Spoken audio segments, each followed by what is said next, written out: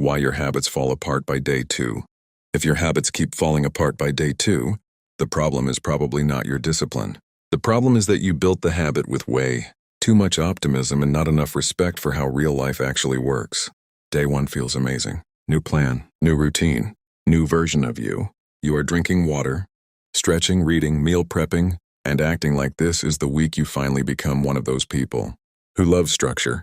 Then day 2 shows up. You are tired, busy, hungry, annoyed, behind on something, and suddenly your habit collapses like it never knew you. That is the real reason habits fall apart so fast. Not because you do not care, not because you are lazy, because most people build habits for ideal conditions, not real life. At Human Habits HQ, we break down the psychology behind the habits and behaviors, shaping your life and how to build them in a way that actually works for you. And this is one of the biggest mistakes people make.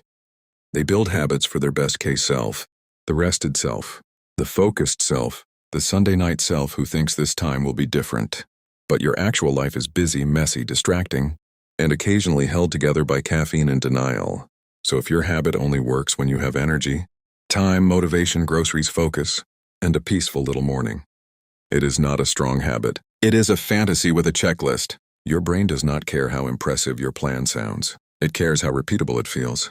Because your brain is always scanning for friction, effort, reward, and familiarity. So when a habit feels too big, too inconvenient, or too disconnected from any immediate payoff, your brain starts treating it like a bad deal. That is why people feel committed on day 1 and not in the right headspace. By day 2, the motivation was real. The design was bad. That is the shift.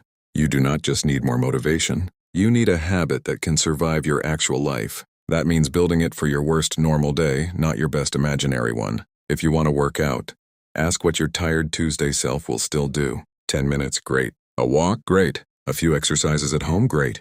If you want to read 2 pages. If you want to eat better, make the better choice easier than the worse one. That is how habits stick. Not when they are more intense. When they are more durable, make the habit smaller. Make it easier to start, make the cue obvious, and make the reward happen sooner. Because a habit that only works under perfect conditions is not a good habit. A good habit is one that still works when your day gets weird. So stop trying to build habits that impress you on day 1. Build habits that can survive day 2,